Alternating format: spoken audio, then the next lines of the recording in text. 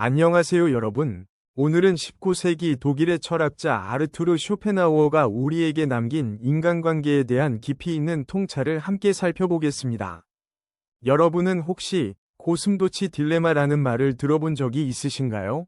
추운 겨울, 두 마리의 고슴도치가 서로의 체온으로 추위를 이겨내고자 가까이 다가갑니다. 하지만 너무 가까워지면 서로의 가시에 찔려 상처를 입게 되죠. 그렇다고 너무 멀어지면 다시 추위에 떨어야 합니다.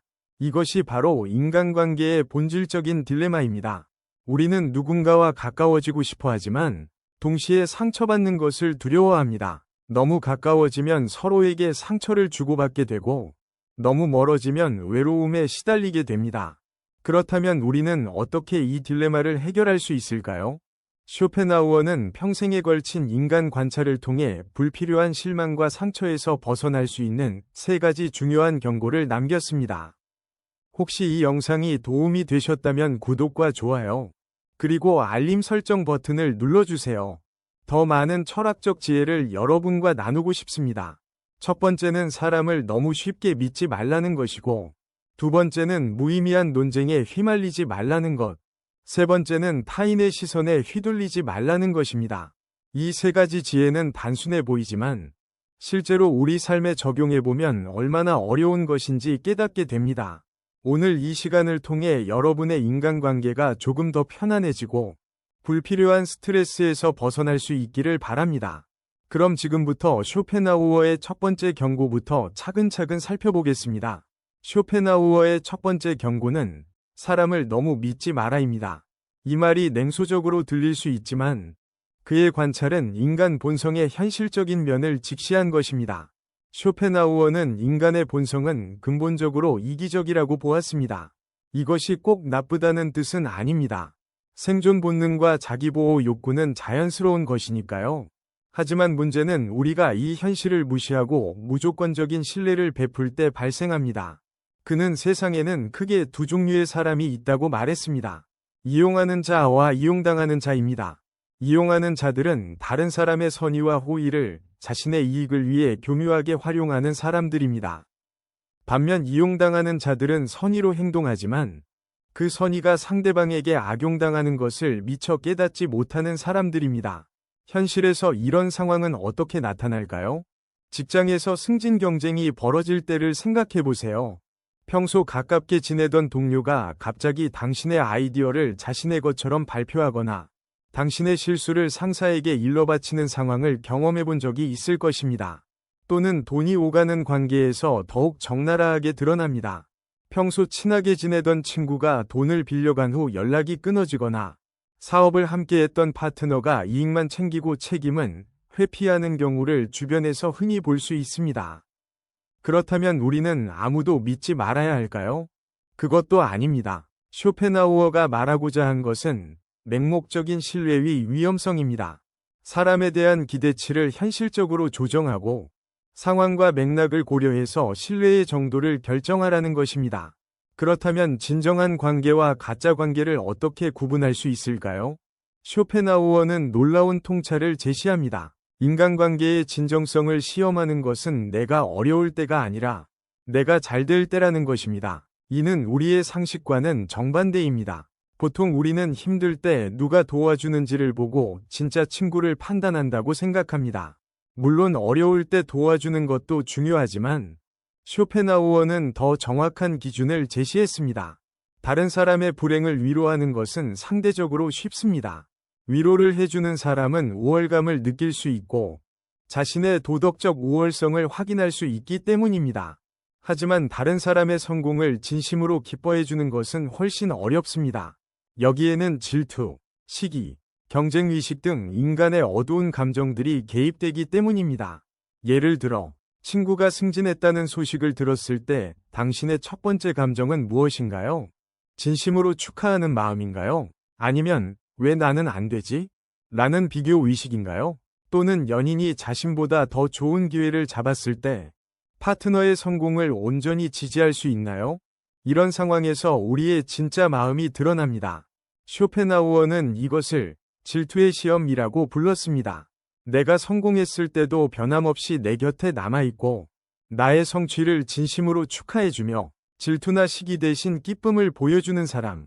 그런 사람이야말로 진정한 친구라는 것입니다. 반대로 내가 잘 될 때 갑자기 연락이 뜸해지거나 미묘하게 폄하하는 말을 하거나 내 성공을 깎아내리려는 사람들은 진정한 관계가 아닙니다. 이들은 나보다 우위에 있을 때만 편안해하는 사람들입니다. 그렇다면 이런 현실을 깨달은 우리는 어떻게 대처해야 할까요? 먼저 신뢰할 만한 사람을 구분하는 방법을 알아야 합니다. 말이 아닌 행동을 보세요. 사람들은 말로는 얼마든지 좋은 말을 할 수 있습니다. 하지만 진짜 그 사람의 성격은 행동으로 드러납니다. 특히 작은 약속을 지키는지, 이해관계가 걸린 상황에서 어떻게 행동하는지, 나에게 득이 되지 않는 상황에서도 일관된 태도를 보이는지를 관찰해 보세요. 다음으로 착한 사람 딜레마를 피해야 합니다. 많은 선량한 사람들이 이 함정에 빠집니다. 착하게 살려고 하다 보니 자신의 호의가 상대방에게 권리로 인식되는 경우가 생깁니다. 처음에는 도와준다고 했던 일들이 어느새 당연히 해줘야 하는 것이 되어버리는 거죠. 이런 상황이 계속되면 당신은 만만한 사람이 됩니다. 상대방은 당신의 거절을 상상조차 하지 못하게 되고 당신의 도움을 당연하게 여기게 됩니다. 이를 방지하기 위해서는 관계에 명확한 경계선을 설정해야 합니다. 도와줄 수 있는 것과 없는 것을 명확히 구분하고 상대방의 실망이 두려워서 무리한 약속을 하지 않는 것이 중요합니다. 거절은 나쁜 것이 아닙니다. 오히려 건강한 관계를 유지하는 데 필수적인 요소입니다. 지혜로운 거절은 장기적으로 더 진실한 관계를 만들어줍니다. 마지막으로 모든 사람과 깊은 관계를 유지할 필요는 없다는 것을 받아들이세요. 소수의 진정한 사람들과 깊이 있는 관계를 맺는 것이 수많은 얕은 관계보다 훨씬 가치 있습니다. 쇼펜하우어의 두 번째 경고는 무례하고 어리석은 논쟁을 피하라입니다. 그는 이를 설명하기 위해 매우 인상적인 비유를 남겼습니다. 바보와 논쟁하는 것은 진흙탕에서 돼지와 싸우는 것과 같다. 결국 둘 다 더러워지지만 돼지는 그것을 즐긴다. 이 말의 깊은 의미를 이해해 보겠습니다. 먼저 어리석은 논쟁이 무엇인지 정의해야 합니다. 어리석은 논쟁이란 상대방이 이성적인 대화나 건설적인 토론이 목적이 아니라 단순히 자신의 감정을 분출하거나 상대방을 굴복시키려는 욕구에서 시작되는 논쟁을 말합니다. 이런 사람들은 논리나 근거보다는 목소리 크기, 감정적 호소, 개인 공격에 의존합니다. SNS에서 흔히 볼 수 있는 키보드 워리어들이 대표적인 예입니다. 이들과 논쟁에 휘말리는 순간 우리는 이미 그들의 게임 룰에 말려든 것입니다.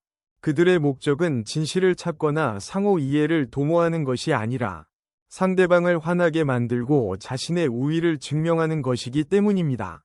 이런 논쟁에 참여하는 것 자체가 이미 우리의 품격과 에너지를 낭비하는 행위입니다. 특히 온라인 공간에서는 이런 현상이 더욱 심화됩니다. 익명성이 보장되고 상대방의 얼굴을 직접 보지 않아도 되니까 더욱 공격적이 되기 쉽습니다. 댓글 전쟁에 뛰어들어 본 경험이 있다면 아실 것입니다. 아무리 논리적으로 설명해도 상대방은 자신의 주장만 반복하고 결국 서로 감정만 상하게 됩니다. 쇼펜하우어는 이런 상황에서 가장 중요한 것은 논쟁 자체를 거부하는 지혜라고 말했습니다. 모든 도전에 응할 필요가 없고 모든 비판에 반박할 의무도 없습니다. 때로는 침묵이 가장 강력한 대답이 될 수 있습니다. 그렇다면 이런 불필요한 논쟁을 어떻게 피하고 만약 휘말렸을 때는 어떻게 대처해야 할까요? 가장 중요한 것은 상대방이 원하는 반응을 보이지 않는 것입니다. 논쟁을 걸어오는 사람들이 가장 원하는 것은 당신의 감정적인 반응입니다. 화를 내거나 흥분하거나 방어적으로 나오는 것 말이죠. 이런 반응을 보이는 순간 그들은 승리했다고 느낍니다. 반대로 평정심을 유지하고 침착하게 대응하면 상대방은 자신의 전략이 통하지 않는다는 것을 깨닫게 됩니다. 구체적인 대처 방법을 살펴보겠습니다. 첫째, 그럴 수도 있겠네요 라고 말하고 더 이상 대화를 진전시키지 않는 것입니다. 이는 동의하는 것도 아니고 반박하는 것도 아닌 중립적인 반응입니다. 둘째, 상대방의 감정적인 공격에 논리적으로 대응하려 하지 마세요. 감정과 논리는 서로 다른 차원의 문제입니다. 감정적으로 흥분한 사람에게 논리적 설득을 시도하는 것은 물과 기름을 섞으려는 것과 같습니다. 셋째, 가능하다면 그 자리를 떠나세요. 물리적으로든 정신적으로든 그 상황에서 벗어나는 것이 최선입니다. 온라인이라면 더 이상 답변을 달지 않고, 오프라인이라면 다른 주제로 화제를 돌리거나 자리를 피하세요. 넷째, 방관자들을 의식하지 마세요. 논쟁을 지켜보는 사람들이 있다고 해서 꼭 이기려고 애쓸 필요는 없습니다. 오히려 침착하고 품위 있게 대처하는 모습이 더 좋은 인상을 줍니다. 마지막으로, 내 마음의 평화가 그 어떤 논쟁에서의 승리보다 소중하다는 것을 기억하세요.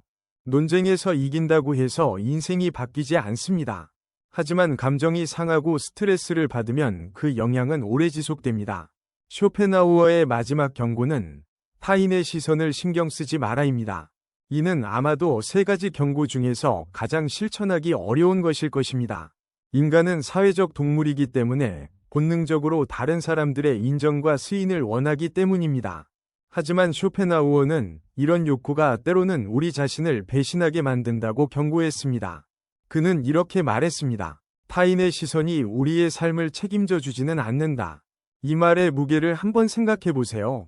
우리는 얼마나 많은 시간을 남들이 나를 어떻게 볼지 걱정하며 보내고 있나요? 어떤 옷을 입을지, 어떤 직업을 가질지, 누구와 결혼할지, 어디에 살지 등등 인생의 중요한 결정들을 내릴 때 남들이 뭐라고 할까? 가 주요 고려사항이 되는 경우가 많습니다. 하지만 남들의 시선에 맞춰 살다 보면 정작 내가 원하는 삶을 놓치게 됩니다. 더 심각한 것은 남들이 정말로 우리에게 그렇게 많은 관심을 가지고 있지 않다는 사실입니다.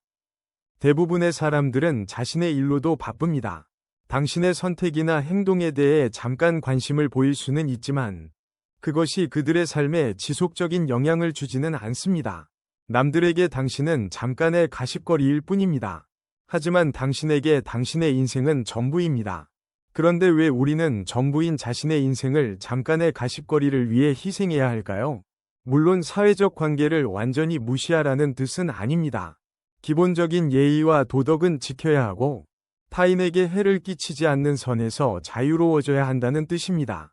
중요한 것은 우선순위입니다. 타인의 평가보다는 내 자신의 가치관과 행복을 우선시하라는 것입니다. 결론적으로 쇼펜하우어가 제시한 세 가지 인간관계의 지혜를 다시 한번 정리해 보겠습니다. 첫째, 신중한 신뢰입니다. 사람을 무조건 믿지도 무조건 의심하지도 말고 현실적인 기준으로 판단하여 적절한 거리를 유지하세요. 둘째, 불필요한 논쟁의 회피입니다. 모든 도전에 응할 필요가 없고 내 마음의 평화가 그 어떤 승리보다 소중하다는 것을 기억하세요. 셋째, 타인의 시선에서의 자유입니다. 남들의 평가보다는 자신의 행복과 가치관을 우선시하여 진정으로 원하는 삶을 살아가세요. 이 세 가지 지혜를 실천한다면 여러분의 인간관계는 훨씬 더 편안하고 진실해질 것입니다. 불필요한 스트레스와 상처에서 벗어나 더 단단하고 평온한 삶을 살 수 있을 것입니다. 중요한 것은 누가 뭐라고 하든 결국 내 삶을 책임지는 것은 오직 나 자신뿐이라는 사실입니다. 남들보다 늦어도 괜찮고 다른 길을 걸어도 괜찮습니다. 그 길이 진짜 나의 길이라면 그것이 가장 완벽한 속도입니다. 쇼펜하우어의 지혜가 여러분의 삶에 작은 변화라도 가져다 주기를 바랍니다. 지금까지 긴 시간 동안 시청해 주셔서 진심으로 감사합니다.